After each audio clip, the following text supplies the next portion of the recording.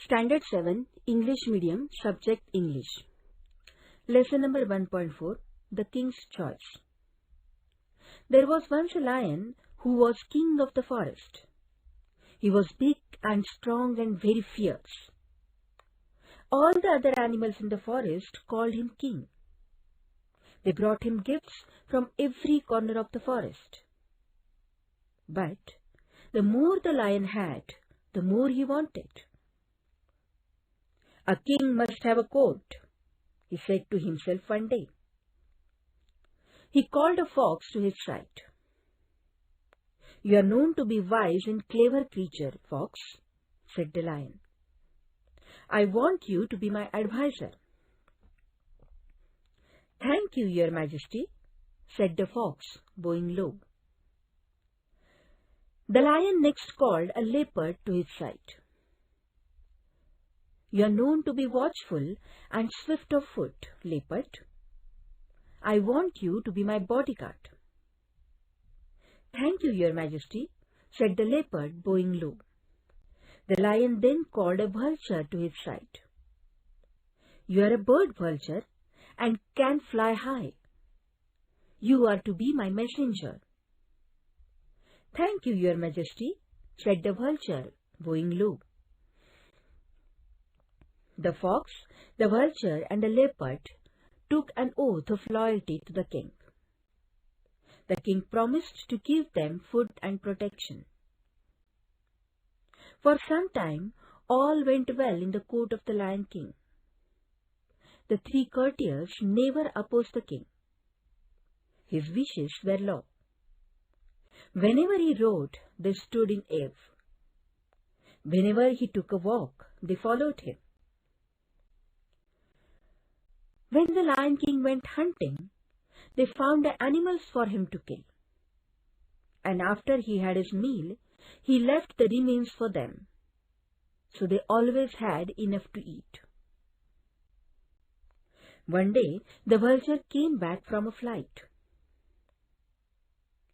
Your Majesty, have you ever eaten a camel? He asked. It is very tasty. I ate it once in the desert. The lion had never seen a camel, but he liked the idea of trying camel's meat. But where can we get a camel? He asked. There is a desert some miles away, said the vulture. I was flying over it when I saw a lone camel not far away. It looked big and fat. The lion looked at his other advisers. They were wise and experienced. He wanted their opinion.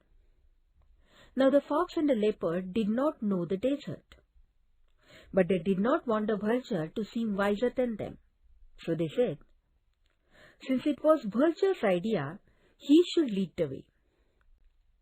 Early next morning, the lion and his court started off on the camel hunt. They reached the edge of the desert easily. But after, they left the shelter of the forest. The day became very hot. The sun shone down with 5 hot rays. High up in the cooler air, the vulture flew. Hurry along, he called. The camel is not far off. But the lion could not hurry any more. The hot sand had burned his paws. He could go no further. Stop, he shouted to the others. Let's go back to the forest. I do not care to try camel meat. The Lion King's advisers were frightened. The forest was far behind them, and they did not know how to get the lion back home. The leopard wanted to run away. The vulture wanted to wait and watch and eat the lion later on. But the clever fox thought of a plan. Off into the desert he ran, saying, I'll bring some help. After running for some time, the fox found the camel. The camel was indeed surprised to see him.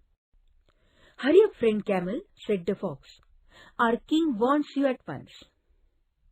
Your king? Said the camel. Who is that? I do not know any king. I only know my master, for whom I carry goods across the desert. Our king, the lion, has killed your master, said the fox. Now you are free, and the lion has invited you to live at his court. Come along. The camel followed the fox. When the fox and the camel reached the lion's camp, the vulture and the leopard were surprised.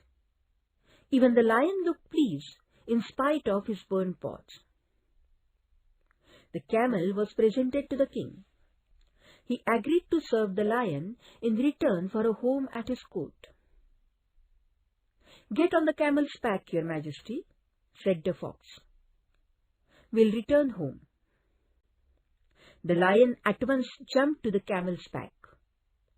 His courtiers, the fox and the leopard, jumped up behind him. And with the vulture flying ahead as a guide, they set off on the long journey back to the forest.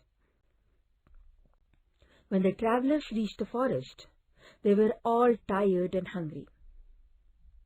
The fox, the leopard, and the vulture looked at the camel. Then they looked at each other and smiled hungry smiles.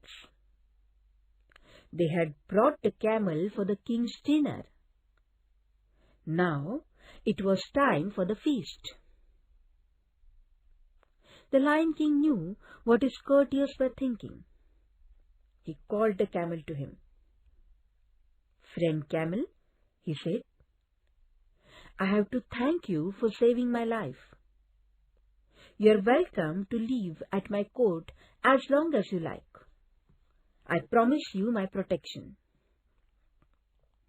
The lion's courtiers were shocked. Had they not risked their lives so that he could try camel meat?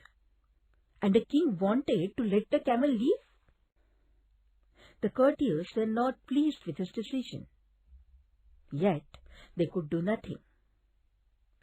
Now the lion's paws were so badly burnt that he could not go hunting.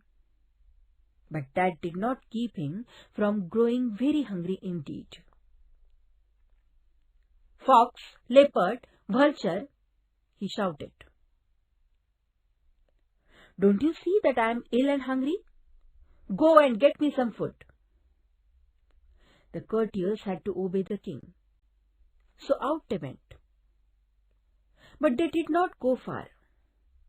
They sat down in a safe place and discussed what they could do. "I know," said the fox after a while. "We shall make the camel ask to be eaten." He told the others of his plan.